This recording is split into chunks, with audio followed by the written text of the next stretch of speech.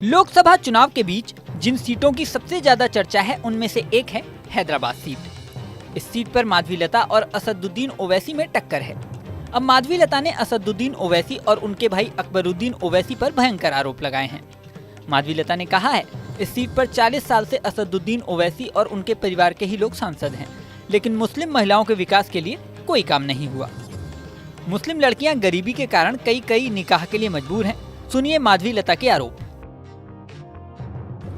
जितने भी यहाँ पे ज्यादती होते आ रहे हैं हैदराबाद लोकसभा पार्लियामेंट में, आज तक एक भी प्रॉब्लम के ऊपर 40 सालों से जीते हुए असदुद्दीन या अकबरुद्दीन दोनों के दोनों आज तक एक भी मसला को हल नहीं कर पाए।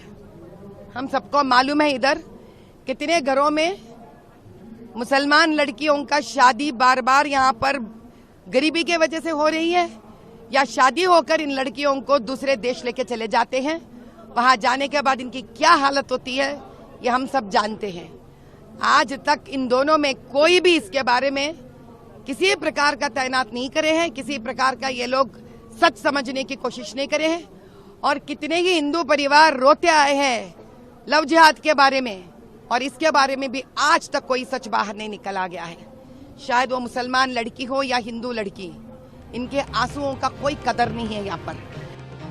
माधवीलता यहीं तक नहीं रुकी, उन्होंने मुस्लिम महिलाओं की दुर्दशा, लव जिहाद और ह्यूमन ट्रैफिकिंग जैसे मुद्दे तो उठाए ही, असदुद्दीन ओवैसी और अकबरुद्दीन ओवैसी पर भी सवाल उठाए।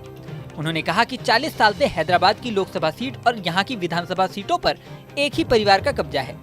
ये दोनों भाई लगातार पावर में हैं, लेकिन फिर भी इस क्षेत्र की समस्या खत्म क्यों नहीं हुई। मैं पूछती हूँ, जब इतना सारा ह्यूमन ट्रैफिकिंग हो रहा है तो क्या कर रहे हैं दोनों? ये तो एमएलए भी ये लोग जीतते हैं, एमपी भी यही जीतते हैं। क्या इनको इसके बारे में किसी प्रकार का इन्वेस्टिगेशन करवाने का, बैठने का उसके ऊपर जिम्मेदारी नहीं है? जब ये नहीं है इनको तो मैं क्या समझूं? क्या ये इनके भागीदार है जो चुप बैठे हैं? एक कहावत है, मौनम अर्धांगीकारम। इसका मतलब है जब आप चुप बैठते हो तो आधा तुमने मान लिया है इसको।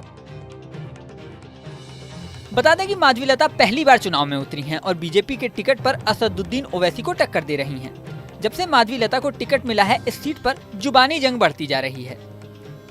एक तरफ बीजेपी और दूसरी तरफ AIAIM लगातार हमलावर हैं। यहाँ तक कि कुछ दिन पहले एक रैली में माधवीलता ने धनुष से बाण चलाने का इशारा किया था, जिसके बाद उन पर भावनाएं आहत करने का मुकदमा दर्ज किया गया था। इसके अलावा असदुद्दीन ओवैसी ने भी रेहान बीफ शॉप जिंदाबाद जैसा नारा लगाया था, जिस पर बीजेपी हमलावर हो गई थी। हैदराबाद में चुनाव की बात करें तो इस सीट पर 13 मई को मतदान होगा। अब इस बढ़ती जुबानी जंग के बीच मतदान में किसकी जीत होती है ये तो समय बताएगा। इस वीडियो में फिलहाल इतना ही। बने रहिए न्यूज़ नेशन के डिजिटल प्लेटफॉर्म पर।